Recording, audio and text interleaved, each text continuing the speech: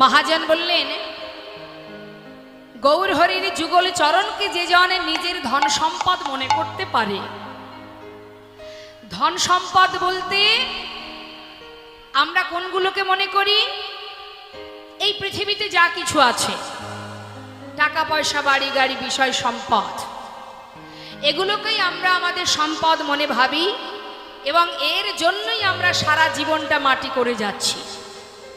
এগুলোকে পাওয়ার জন্য একে অপরের সঙ্গে দ্বন্দ্ব, ঝগড়া, হানাহানি, কাটাকাটি, খুনোখুনি হচ্ছে।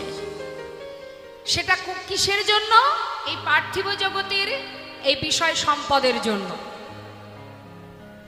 কিন্তু শাস্ত্রে বৈষ্ণব মহাজন বললেন, ইহজগতের সম্পদের কেউ যদি মালিক হয়, জানবে জীবনের শেষে অঙ্কের খাতায় শেষে গিয়ে অঙ্ক কষে দেখবে যে তোমার বলতে জগতে কিছু নেই, তার মানে তুমি শূন্য, কিছুই নেই। কিন্তু তোমার নিজের সম্পদ 4 ভাগ কেউ নিতে পারবে না।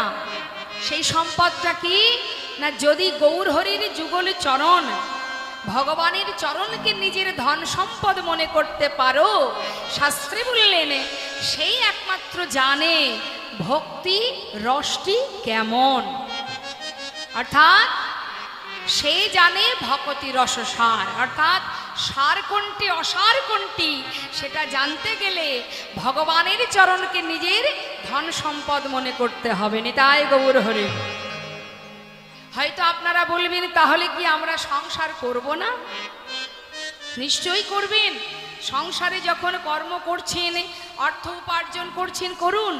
শ্রীমতী রাধারানী তিনিও কিন্তু আয়ানের ঘরণী হয়ে সংসারে কর্ম করেছে, রন্ধন করেছে, সবই করেছে, কিন্তু তার মনটা কোথায় থাকতো? গোবিন্দের কাছে। ঠিক তেমন তুমিও কর্ম করো, কিন্তু তোমার মনটা দিয়ে দাও কৃষ্ণ চরণে। অর্থাৎ তুমি এটা জেনে রাখো, সংসার জীবনে তুমি যে কর্মগুলো করছো, এই কর্মটা শুধুমাত্রই দেহের জন্য, দেহের সুখের জন্য। ভালো থাকবো, ভালো বেড়াবো, ভালো খাবো, ভালো ঘুরবো, এটা শুধুমাত্র এই দেহের সুখের জন্য করা হচ্ছে। কিন্তু দেহের মধ্যে যেটা বাস করছে সেটা হচ্ছে আমি। এই দেহটা আমি নই। দেহের মধ্যে যেটা বাস করছে, যেটা আছে বলে আজ আপনাদের সামনে এখনো আমি দাঁড়িয়ে কথা বলবার শক্তি পাচ্ছি, সেটাই হচ্ছে আমি। অর্থাৎ আমার সম্পদ ইহজগতের যা কিছু সেটা নয়।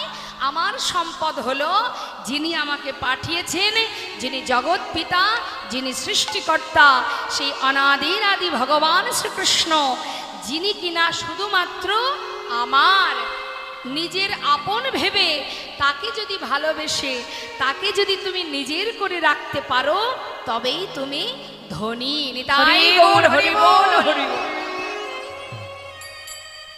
তাই শাস্ত্রে মহাজন বললেন, হে জীব, সংসার জীবনে সংসার করতে করতে মিছে মায়ায় আবদ্ধ হয়েও না। আবদ্ধ না থেকে কর্মর জায়গায় কর্ম করো, কিন্তু সেই সাথে নিজের কাজটাও করো। নিজের কাজ সেটা কি? মধুমাখা হরিনাম। কলিজীবের নাম ছাড়া আর কোনো ধর্ম নেই। হরিনাম মহামন্ত্র জপ করো। নাম ছাড়া আমাদের আর উদ্ধারেরও কোনো রাস্তা নেই। যে পথেই যাও না কেন, যাকেই আশ্রয় করো না কেন, জেনে রেখে দাও, কলিযুগে নাম ছাড়া নাহি আর ধর্ম। সর্বধর্ম সার নামে শাস্ত্র মর্ম। হরিনাম করতে হবে। আর কি? ভগবানের চরণকে নিজের ধন সম্পদ মনে করে নিজেকে তার চরণে সঁপে দিয়ে একবার আত্মনাদ করে সেই মহামন্ত্র জপ করো। সঁপে দাও নিজেকে, দুফোঁটা বাড়ি বরিশন করো। আর কলিযুগে কিছুই করতে হবে না। কলিযুগে না আছে ধ্যান তপস্যা, না আছে যাগযজ্ঞ, না আছে পূজা অর্চনা। কেন নেই? একটা যজ্ঞ করতে গেলে অনেক সময়, অনেক দিন ধরে তার চিন্তা ভাবনা করতে হয়। তার জন্য ব্যবস্থা করতে গেলে অনেক সময় লেগে যায়। কিন্তু কলিহত জীবের কি সে সময় আছে মা? নেই। কেন নেই? এদের পরমায়ু তো খুবই কম। আমাদের আয়ু বেশি দিন নয়, 100 বছর। তো 100 বছর তো আমরা কেউ থাকতে পারবো না, আমরা বাঁচবো না, 100 বছরও আমরা বাঁচবো না। তাহলে সময় খুবই কম আমাদের। তাই তো করুণাময় প্রভু বললেন, এরা ধ্যান তপস্যা করতে পারবে না, এরা যাগযজ্ঞ পূজা অর্চনা পারবে না। তাই এদের জন্য সহজ উপায়, যেখানে থাকো, যেমন থাকো, যে অবস্থায় থাকো, তুমি সূচি থাকো অসুচি থাকো, তাতে কোনো দুঃখ নেই, যদি একবার তুমি হরিনাম করতে পারো। দেখুন কত সহজ উপায় বাবা।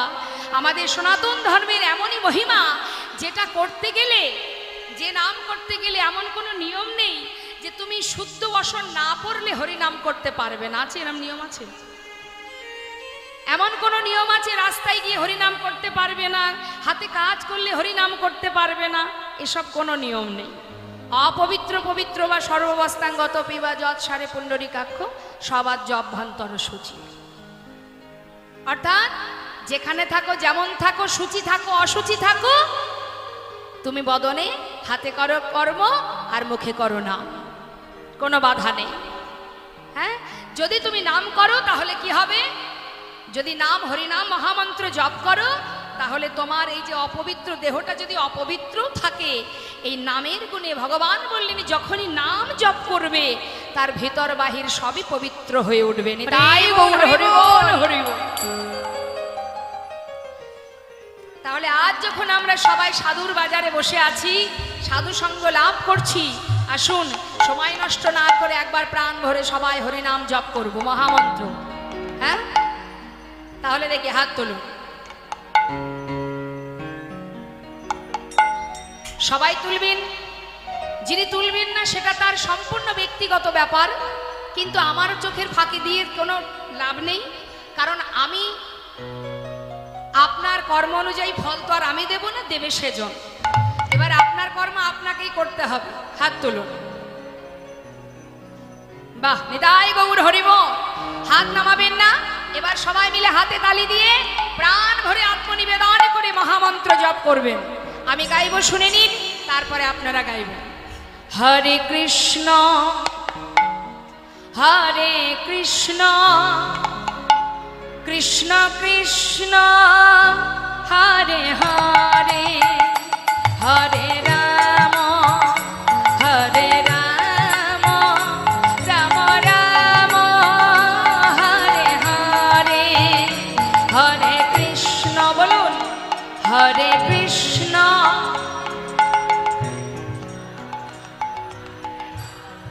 সবাই মিলে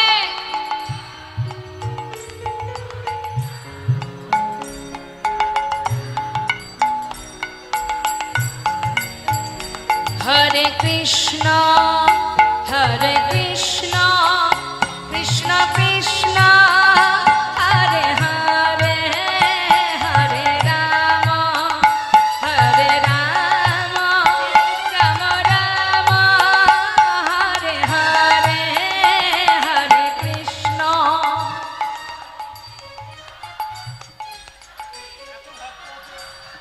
হাতগুলো ধীরে ধীরে নেমে যাচ্ছে কেন?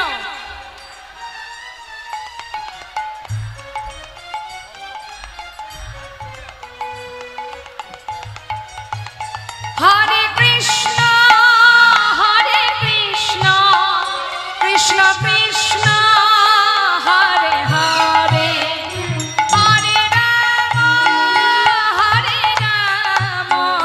রাম রাম হরে হরে, হরে কৃষ্ণ।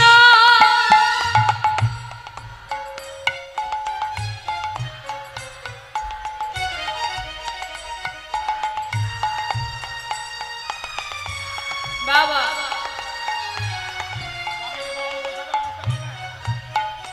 হরে কৃষ্ণ হরে কৃষ্ণ কৃষ্ণ কৃষ্ণ হরে হরে, হরি বল হরি বল, হরি বল, হরে রাম রাম রাম হরে হরে, হরে কৃষ্ণ কৃষ্ণ কৃষ্ণ কৃষ্ণ হরে হরে, হরে রাম রাম রাম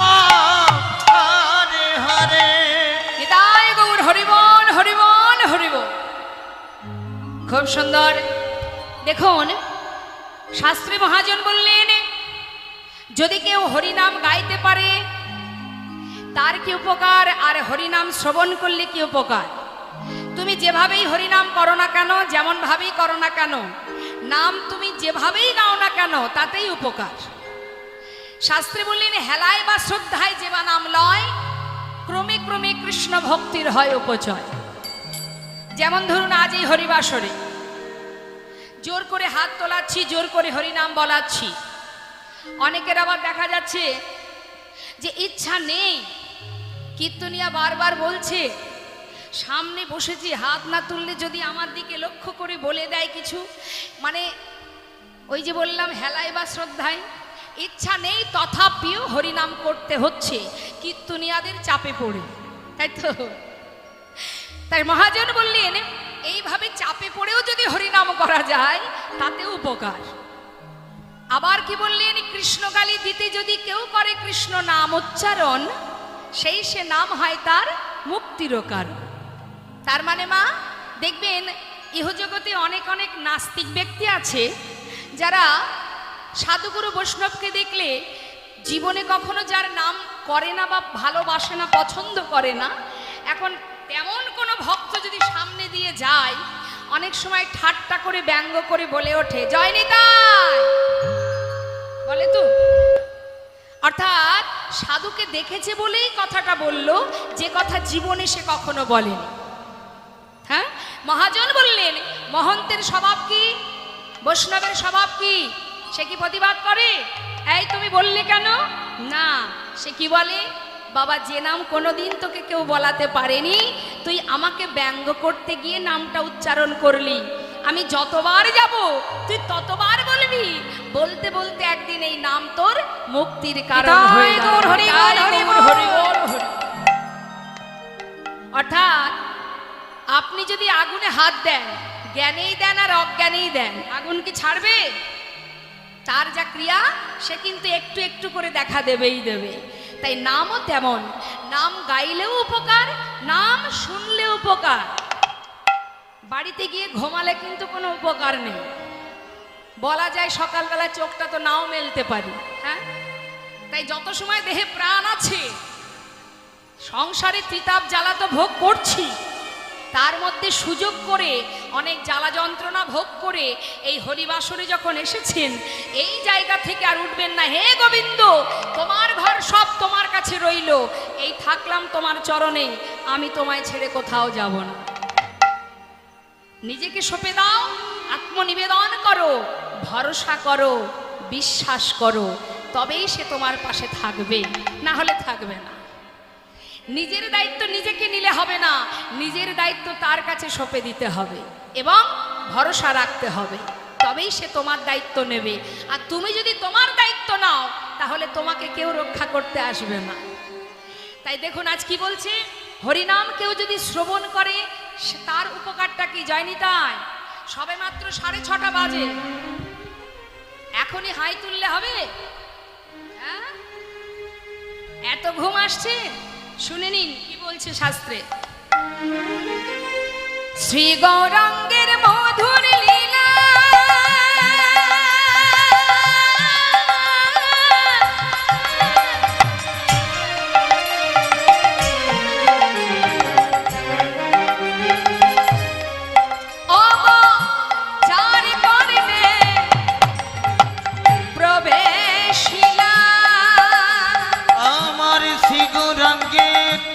মধুর মধুর লীলা,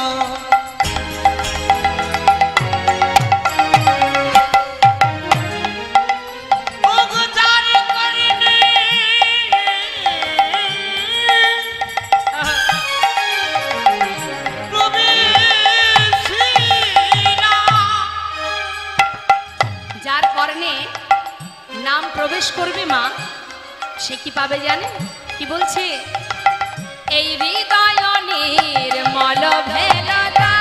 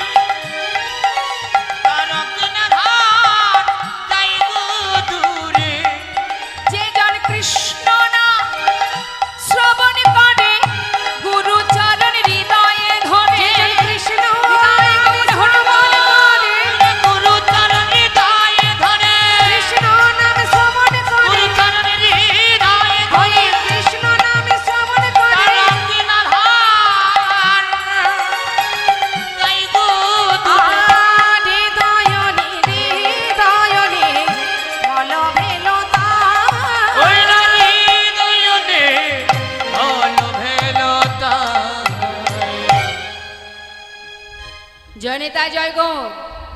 শাস্ত্রে বললেন যে জন হরিনাম শ্রবণ করে তার হৃদয় মাঝে অজ্ঞানতার অন্ধকার দূরীভূত হয়।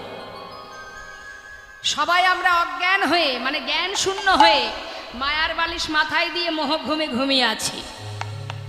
তাই মায়ার বালিশ থেকে আমরা যদি সকাল সকাল উঠে না যাই তাহলে এমন একদিন আসবে যে সময় ভগবানকে ডাকলে আর তুমি সাড়া পাবে না। কেন?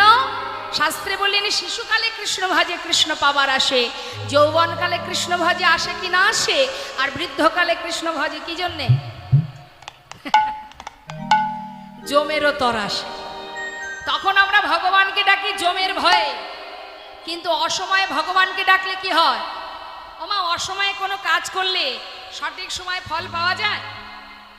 যাবে না। আমরা সবাই জানি যা কিছু সময় থাকতে করতে হবে। আপনারা জানেন যে এখানে সন্ধ্যাবেলা কীর্তন হবে কি সারাদিন কীর্তন হবে।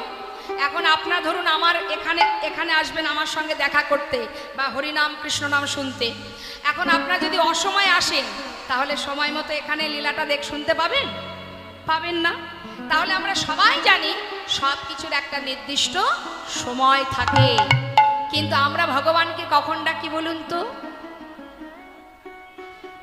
আমরা ভগবানকে ডাকি যখন বিপদে পড়ি, এমনকি যখন আমার পরিবার আমাকে ঘাড় ধাক্কা দিয়ে আমাকে পথে নামিয়ে দেবে তখন আমরা ভগবানকে ডাকবো। এবং শুধু তাই নয়, তখন বলবো হে প্রভু তুমি আমার সব, তুমি ছাড়া আমার কেউ নাই। জেনে রাখো তোমার ইহকালে এই যে তুমি যাদেরকে আগলে নিয়ে বসে আছো তারা কিন্তু আদৌ তোমার কেউ নয়। সব একটা মায়া, মোহ আর মায়া। আপনি যত সময় করতে পারবেন, কর্ম করতে পারবেন, আপনার ক্ষমতা থাকবে, তত সময় আপনাকে সবাই ভালোবাসবে। যেদিন আপনার ক্ষমতা শক্তি ফুরিয়ে যাবে সেদিন দেখবেন আপনার পাশে আর কেউ নাই, কিন্তু একজন থাকবে, মা, যে আপনাকে পাঠিয়েছে, যে জন্ম থেকে মৃত্যু পর্যন্ত তোমারই কাছে আছে, ছায়ার মতো তোমার কাছে আছে। শুধু দেখার মতো নয়নগুলো আমাদের অন্ধ হয়ে গেছে, তাই তাকে দেখতে পাই না। জগতে সবাই তোমাকে ফেলে চলে গেলেও সে কোনোদিন তোমায় ছেড়ে যাবে না। তোমারই কাছে আছে, তোমার সুখে আছে, দুঃখে আছে, তোমার ভালোতে আছে, মন্দতেও আছে, সর্বদাই তোমার কাছে আছে। যদি বলো তাহলে দেখতে পাচ্ছি না কেন? দেখবে কি করে? চোখে যে মায়ার আবরণ দেওয়া আছে, মায়ার জালে যদি কেউ আবদ্ধ থাকে তাহলে হৃদয় মন্দিরে পরমাত্মা রূপে যিনি আছেন, যিনি আমাদের পিতা, যিনি পাঠিয়েছেন ধরায়, তাকে তো এই নয়নে দেখা যাবে না। তাকে দেখতে গেলে গুরুচরণ আশ্রয় করতে হবে, আত্মনিবেদন করতে হবে, বিশ্বাস করতে হবে, ভরসা করতে হবে। সম্পূর্ণভাবে তাকে নিজেকে সঁপে দিয়ে তাকে নিজের করে ভালোবাসতে যদি পারো, তোমার এক ডাকেই সে তোমার সামনে এসে দেখা দেবে।